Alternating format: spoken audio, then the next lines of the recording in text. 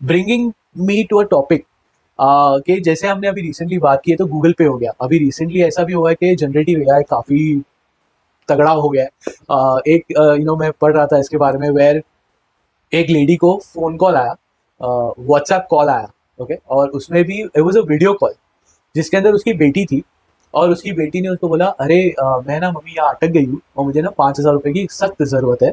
तो है ना, मेरे पास ना मेरा डेबिट कार्ड नहीं है, ये अकाउंट में तू 5,000 रुपये ट्रांसफर कर दे। अभी वो ऑफकोर्स माँ है, अटक गई है, पैसे चाहिए, उसने जेन्युइन रीजन चाहिए कि 5,000 क्यों चाहिए। तो उसने क्या किया, रखा फ़ोन और ट्रांसफर कर दिया।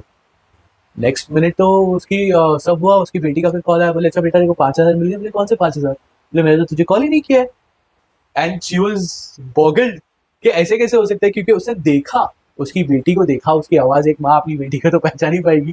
सो ये कैसे, ये चीज के लिए अपन क्या कर सकते हैं and what is this thing?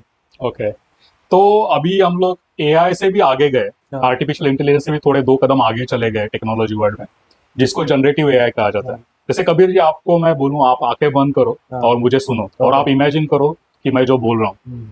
चलो, कबीर जी अभी गोवा में लैंड हो चुके हैं और वो बीच की ओहो। तरफ जा रहे हैं, और एक ठंडी हवा आ रही है, और आपकी पसंदीदा एक्ट्रेस कौन है? कैटरीना, नो, कैटरीना कैफ, प्रियंका, प्रियंका चोपड़ा। प्रियंका। ओके, तो प्रियंका चोपड़ा वहां पे आपको रिसीव करने आई है, ओहो। और आपके लिए कुछ कोल्ड ड्रिंक के ग्लासेस लेके आ रही है। ओके। ओके, अभी आके खोलो, ज्यादा मत भूल जाओ। तो अभी ये एक एग्जांपल दे रहा था मैं, क्योंकि बहुत सारे लोगों को पता चले सरल भाषा में कि जनरेटिव एआई क्या होता है।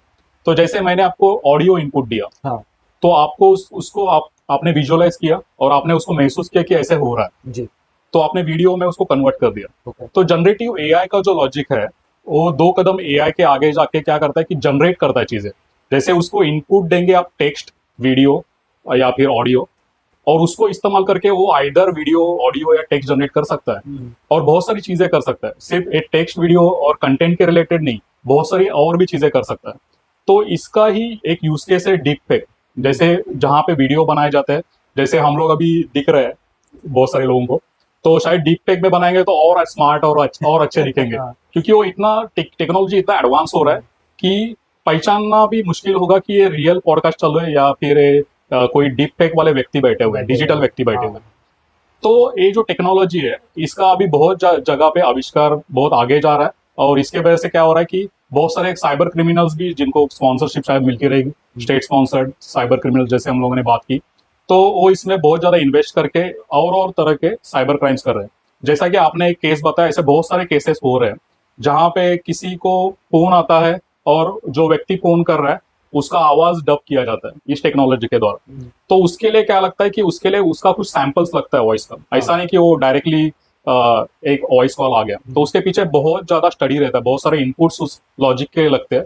जैसे हम लोग बात कर रहे हैं हमारे पॉडकास्ट से, सपोज किसी ने आवाज रिकॉर्ड किया, और उसके बाद शेखर पवार कैसे बोल रहे हैं वो उसने अगर डब किया, और उसके बाद कुछ सेंटेंस बना के किसी को कॉल किया, तो लगेगा कि शेखर पवार ही बात कर रहा है फोन पे। तो इसे कहा जाता है जनरेटिव एआई। और इससे बचने के तरीके बहुत कम है, क्योंकि ये बहुत ज्यादा एडवांस टेक्नोलॉजी है। फिर भी बहुत सारी जगह पे क्या हो रहा है, जैसे यूनाइटेड स्टेट्स में ये अटैक 4-5 साल से चल रहा है, जी। जितनी मेरी जानकारी है। तो वहां पे बहुत सारे पेरेंट्स बच्चों के साथ एक कोड रखते हैं, सेफ कोड।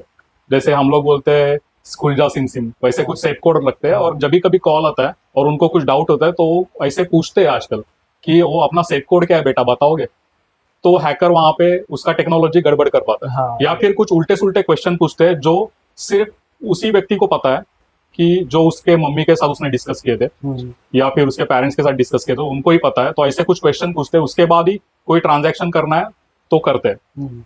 तो ये सब चीजें हैं, छोटी छोटी चीजें, जिसको इस्तेमाल करके इनको अभी अवॉइड किया जा रहा है। शायद आगे चल के ऐसी टेक्नोलॉजी बेहतर हो जाएगी, जैसे टेलीकम्युनिकेशन में बहुत सारा काम होगा, या फिर हमारे मोबाइल पे ऐसा कोई सॉफ्टवेयर रहेगा जो इसको रिकॉग्नाइज करेगा, हाँ, उसकी encryption बारका ही रिकॉग्नाइज करेगा, और उसको पता चलेगा कि ये शेखर पवार बात नहीं कर रहा है, हाँ। या कबीर बात नहीं कर रहा है, हाँ। ये तो कोई तो फ्रॉड बनता ही कॉल है। बनता है, हाँ। तो वहां पे कुछ स्पैम दिखा है, जैसे अभी ट्रू कॉलर है, हाँ। वैसे शायद कोई टेक्नोलॉजी अभी बनेगी, और उससे शायद वो बहुत ज्यादा इजीली रिकॉग्नाइज होगा। लेकिन अभी फिलहाल तो ये अभी जैसे आपने बताया, इंडिया में अभी ये शायद ट्रायल चल रहा है हैकर्स का, लेकिन ये बहुत जल्दी मार्केट में आगे फ्रॉड्स करेंगे, इसका मुझे पहले से अंदाजा है। तो इसके लिए हमें सावधानी रखना बहुत जरूरी है। तो और ऐसे सेफ्टी कुछ रहना बहुत जरूरी है, बहुत जरूरी है। एब्सोल्युटली। सो बेसिकली थोड़ा ध्यान रखो, कोड वर्ड्स जैसे सर ने बताया, it's very nice. I think great thought process के अंदर एक अपन खुलजा सिमसिम ना रखे कुछ और रखे तो बेटर है। हाँ, खुलजा सिम तो हैकर को भी पता चलेगा। हाँ वही, वो बोले तुक्के में बता दिया, बोले बोल देता शायद अली बाबा के ऊपर खुल जाए। So very true.